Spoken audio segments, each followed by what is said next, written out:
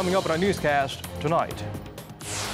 President Moon Jae-in highlights the nation's economy, while vulnerable to the gloomy outlook for global markets, is showing positive signs in certain industries. But he emphasizes the manufacturing sector still needs a push despite government measures. The nation's Justice Minister, along with the Interior and Safety Minister, vowed to carry out a comprehensive probe into a high-profile snowballing sex scandal that involves government officials and celebrities. Local researchers have found fine dust can put pregnant women in danger. Those living in areas affected by polluted air are at risk of giving birth prematurely. News Center begins now.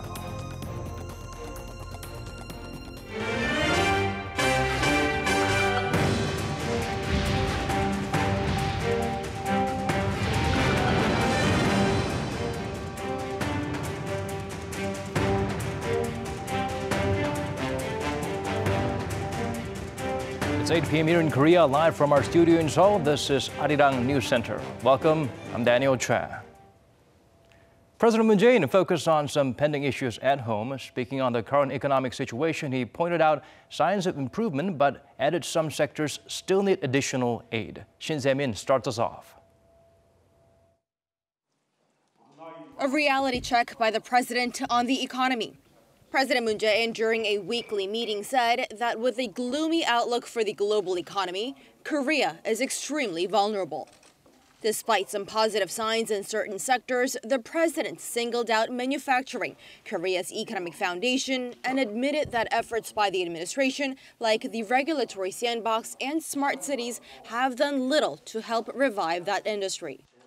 세계 경제의 둔화로 세계 제조업 경기 전반이 어려워진 영향도 있으나 그렇다고 외부 탓으로만 돌릴 일이 아닙니다. 우리 제조업의 경쟁력이 낮아지고 있는 것이 문제입니다. 제조업의 활력을 살리는 것이 우리 경제를 살리는 길입니다. The president then ordered additional measures customized for different industries to help drive sales of electric and fuel cell vehicles and help local car makers and their respective suppliers. The president also called for efforts to boost non-memory semiconductors. This, he said, would help balance out development in both conventional and innovative manufacturing. Also during the meeting, the cabinet approved another pressing issue facing the nation, public spending to help create jobs and boost innovation-led growth, a program that will reduce the tax burden on the working class. It'll also make it easier for companies to get tax credits if they employ women who had previously quit their jobs because of maternity and marriage. The finance ministry expects that with the change, spending in that area could reach some $41.8 billion this year, up from $37 billion last year. With the government giving the okay to spending on job creation and innovation, the hope is to not only alleviate the burden on many workers, but also to bring back stay-at-home moms back to the workplaces and eventually improve the working conditions for many Koreans. Shin Se-min, Arirang News. A new report by the Korea Economic Research Institute paints a concerning picture for the local export market. It's too concentrated on specific industries. Ko Rini help us look beyond the digits. There are growing concerns about South Korea's exports, with the total amount falling on-year for 3 consecutive months. And a report released by the Korea Economic Research Institute on Tuesday also forecasts more gloom for exporters, warning that shipments are concentrated in certain products like semiconductors.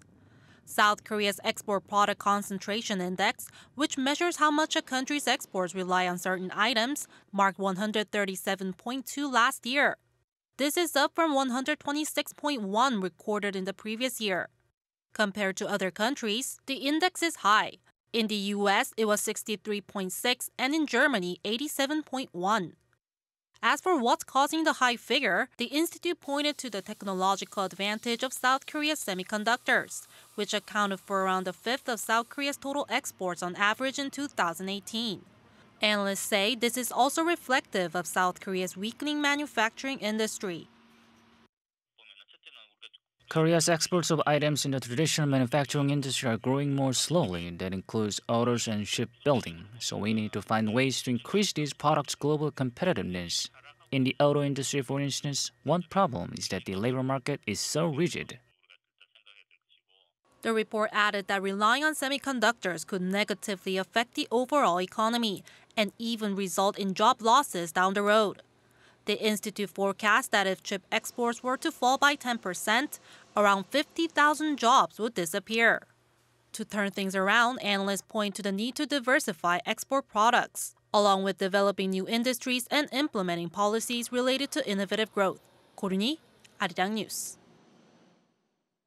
It's been more than 3 months since Hong Nam-gi took office. We take a look back at what the second economic chief for the Moon administration has accomplished thus far and the challenges that lie ahead. To do that, let's turn to our Kim Hye-sung.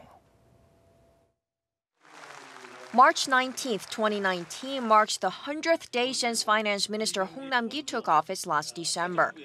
Goals at the top of his agenda have been boosting economic vitality, strengthening socio-economic inclusiveness, and pushing for innovative growth. In February, the government finalized changes to the Minimum Wage Commission, having representatives from labor management, the public, and the government to make sure future wage changes are more acceptable to the market. The minimum wage in the country has gone up by double digits in 2018 and 2019 to $7.40 an hour. The finance minister has addressed concerns for the self-employed and the corporate sector, from the way the minimum wage is calculated to flexible work under the 52-hour workweek. He's shown a strong determination to communicate with various parties to reach a consensus.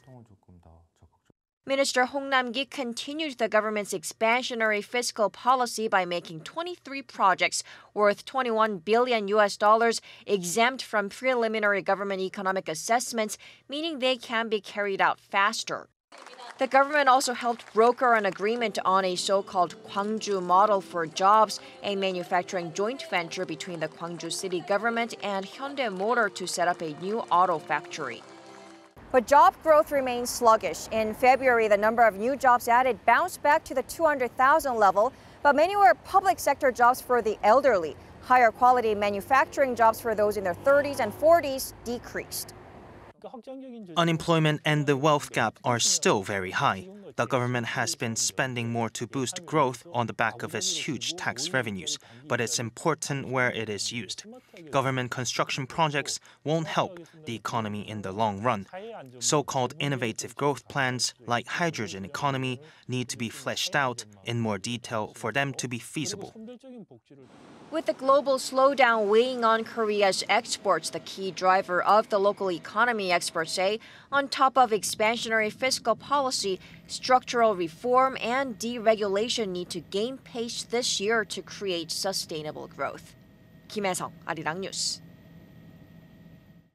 The National Assembly kicked off its first interpellation session of the year. Over the next 4 days, rival lawmakers will be grilling top government officials on a wide range of topics, from political matters and foreign affairs to the economy. Kim Min-ji has the latest from Parliament.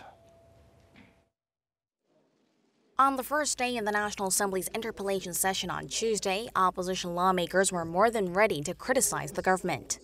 Pointing to the drop in the Moon Jae-in administration's approval ratings, they said that the public are beginning to realize what they claim is the government's incompetence. The people now know that the government is standing on the side of North Korea, which has no intention of denuclearizing. It's also compromising the country's security by disarming the joint security area in the DMZ. There's been poor vetting of candidates for top government posts and excessive hikes in the minimum wage, not to mention the ethical issues surrounding members of the ruling party. Ruling party lawmakers used their turn at the podium to highlight Seoul's increased role diplomatically in light of the no-deal Hanoi summit, stressing the need for another round of inter-Korean talks to find a breakthrough. The situation after the summit breakdown is quite serious. Do you have any plans to send a special envoy to North Korea? I do see the need, but we have no such plans at the moment. There will have to be discussions before that happens, but nothing is happening yet.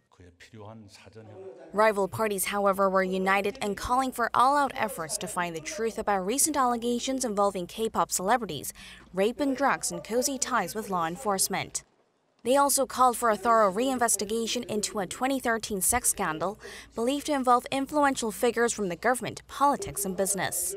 The government vowed to leave no stones unturned.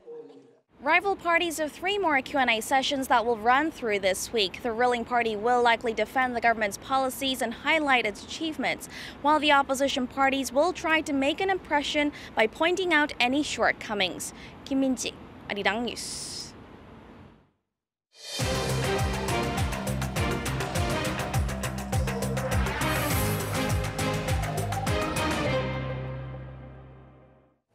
The Justice Minister and Interior and Safety Minister gave an unscheduled joint press conference to address a series of probes into sex scandals. They promised a thorough investigation into the cases. Our Choi Si-young has more. The Justice Minister and the Interior and Safety Minister have stressed that they will run thorough probes into several high-profile alleged sex crimes. Justice Minister Park Sang-gi said he will do what he can to reveal the truth about a sex bribery scandal involving a former Deputy Justice Minister who is alleged to have drugged and raped women several years ago. In 2013, police said they identified the former minister in a sex video, but the prosecutors cleared him, saying they couldn't identify the man in the video. Since 2017, a special committee launched by the Justice Ministry has been studying the sex bribery case. But many people voiced concerns about whether it can really reveal the truth. The prosecutors will pick up the case if any violations of the law come up during the probe. The Justice Minister also promised a comprehensive probe of another sex scandal where high-profile figures, executives at conglomerates, broadcast stations, and entertainment agencies were accused in 2009 of having sexually assaulted an actress. Meanwhile, Minister of Interior and Safety Kim Boo-kyum said he will direct the country's police agency to thoroughly investigate the K-pop sex scandal. Police are currently looking into whether K-pop star Seungri solicited prostitutes for his business partners at the Burning Sun nightclub in Seoul. The police will exhaust all avenues to investigate the case at hand. On Monday, President Moon was briefed on the probe by the 2 ministers. He told them to run a full investigation as to leave no doubts or suspicions behind. Choi Si-young, Arirang News. Turning our attention to the fine dust situation here in Korea, it is not only adversely impacting the environment and the economy. A new study shows the pollutants affect the health of pregnant women. Oh Soo-young explains further. Pregnant women living in dust-filled areas have an increased risk of going into early labor. Researchers from Gyeonggi University Hospital and the National Cancer Center analyzed the births of 1.7 million newborns from 2010 to 2013. They found mothers within the first 37 weeks of pregnancy who lived in dusty areas of Korea were 1.5 times more likely to give birth prematurely. Women in their first 32 weeks of pregnancy were twice as likely to go into early labor. Those residing in areas where the average fine dust density exceeds 70 micrograms per cubic meter had a 7.4% chance of giving birth before their baby's due date. On the other hand, women living in less polluted areas had a 4.7% chance of going into premature labor. Researchers say there's a clear correlation between fine dust levels and premature births, stressing the need for further studies. On Monday, Health Minister Bang Neung-woo said at a parliamentary session that some $2.8 million will be allotted to research on how exposure to fine dust impacts human health. Until now, much of the focus has been on fine dust reduction technologies.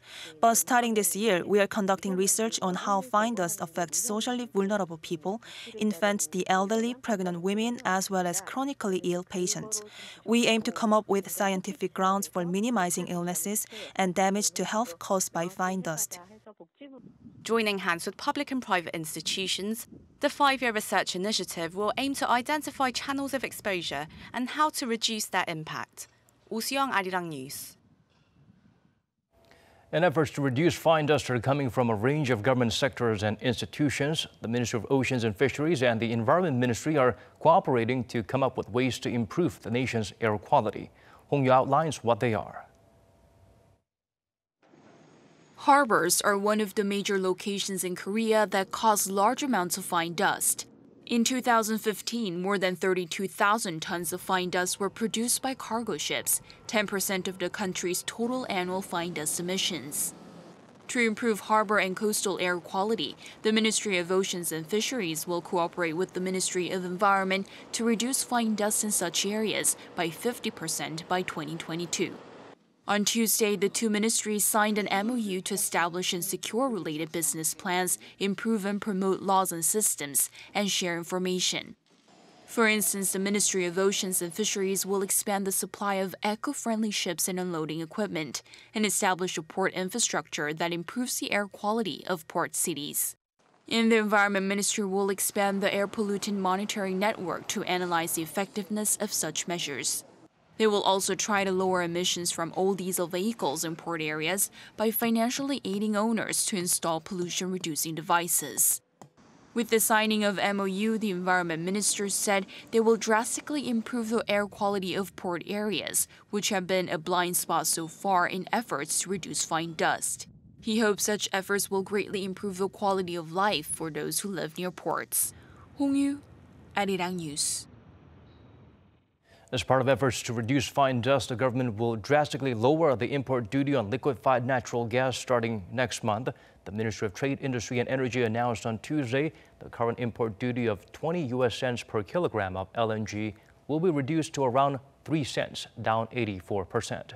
On the other hand, the import duty on coal will be increased from the current 30 cents to around 40 cents. The government estimates the move will reduce fine dust emissions by around 400 tons a year.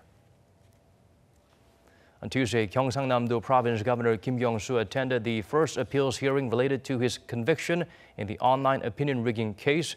He was sentenced in late January to 2 years in prison for colluding with a power blogger known as Druking to manipulate online news comments ahead of the 2017 presidential election. Kim requested bail, claiming that he needs to return to his duties as a sitting governor and that he poses no flight risk and will not destroy evidence. The court is expected to announce whether it will grant him bail in his second hearing set for April 11th.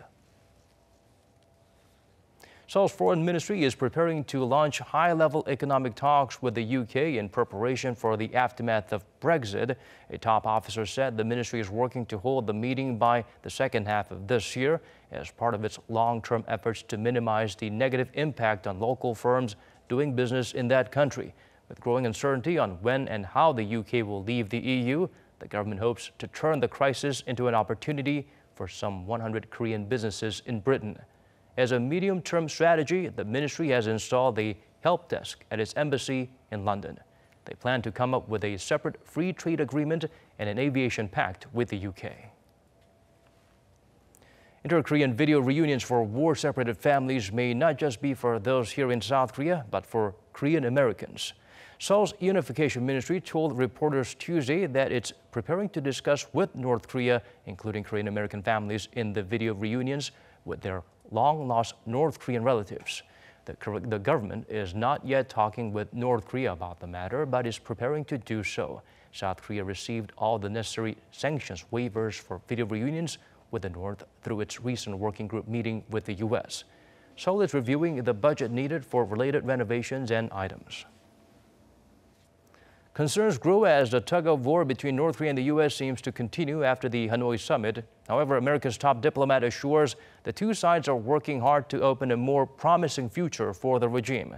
Lee Seung-jae shares with us his remarks. In an interview with KCMO, a radio station based in his home state of Kansas, U.S. Secretary of State Mike Pompeo said Pyongyang and Washington are trying to get the, quote, sequencing right in talks to end the North's nuclear weapons program, while at the same time opening a brighter future for the country. His remarks on Monday came in the wake of North Korea's threat to walk away from the talks, as the regime called for a step-by-step dismantlement of its nuclear program in exchange for U.S. concessions, including sanctions relief. When asked about the failure to produce an agreement at last month's North Korea-U.S. summit in Hanoi, Pompeo said he couldn't say much about the details of the negotiations, as they were important private conversations, but did say it had to do with a range of issues around the timing and sequencing of how denuclearization is to be achieved. Pompeo, however, remained optimistic over the prospect of achieving the complete denuclearization of the Korean Peninsula, despite the recent setback in Vietnam. He said conversations will certainly continue, noting it was North Korean leader Kim Jong-un's promise to the world at his first summit with President Trump in Singapore that the North will indeed abandon its nuclear weapons program. Lee Seung-jae, Arirang News. A couple of American organizations are sending its members to North Korea to carry out humanitarian work. According to Voice of America on Tuesday, Christian Friends of North Korea left for North Korea last Saturday and are to stay there for 3 weeks. They received final approval for the visit the week before from the U.S. State Department. Another group of Korean-American doctors say they'll visit in May after receiving approval recently. This is the first time U.S. organizations are actually making way to the north since U.S. Special Representative for North Korea Stephen Biegun said last year that Washington will review its policies on travel bans for humanitarian purposes. A small town near San Francisco has adopted a Comfort Women resolution and declaration stating that the suffering of the victims whose human rights were abused by the Japanese military's sexual enslavement of them during World War II must be remembered. According to the Jin-deok and Kyung-sik Kim Foundation, Millbrae Mayor Wayne Lee said the pain of the Comfort Women shouldn't be forgotten, and it was this generation's duty and responsibility to teach that dark period of history to others. Urban agricultural communities made up of more than 5 families can now apply for government support in Seoul. Seoul Metropolitan Government announced on Tuesday that it plans to foster 100 local farming communities by the year 2022 to revitalize urban agriculture. These include garden farming, beekeeping, and insect breeding. The city aims to discover and support 50 urban agricultural communities in 2019. Each community can receive up to about $1,800 to spend on farming equipment and study materials. Korea's Pro Baseball League's brand new season begins this Saturday. Just in time, the renovation for the main stadium in the capital is complete. Seoul Metropolitan Government spent about $2.5 million to refurbish Jamsil Baseball Stadium. 11-year-old turf was replaced, and the same type of soil used in the MLB was put into the infield section. Some changes were also made for observers. Over 6,000 seats in the first and third base areas are completely changed. About 500 light bulbs were replaced and cleaned so fans can get a better view during night games.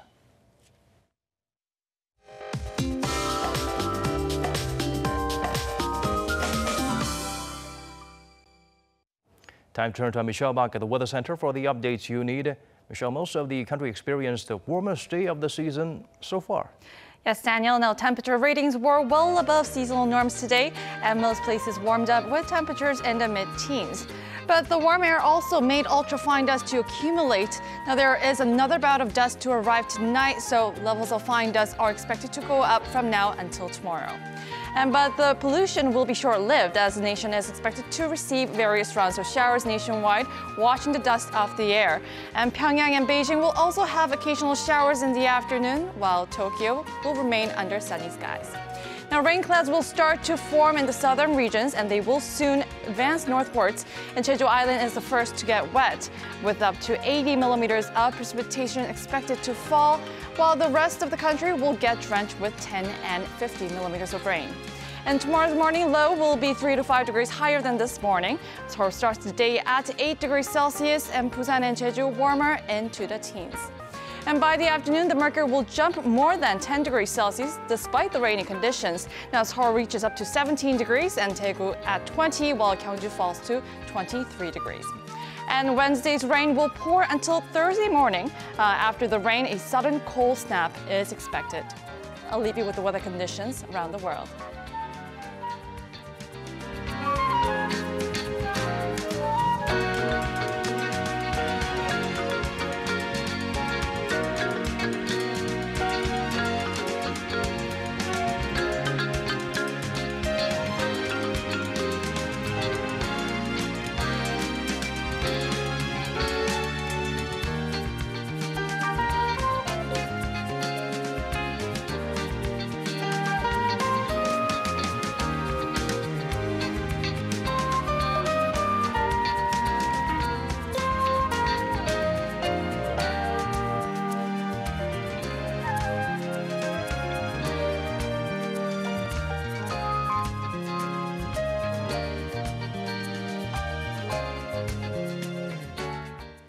That's all we could pack into our newscast. Thanks for watching. Here's wishing you a good night or good day, depending on your time zone.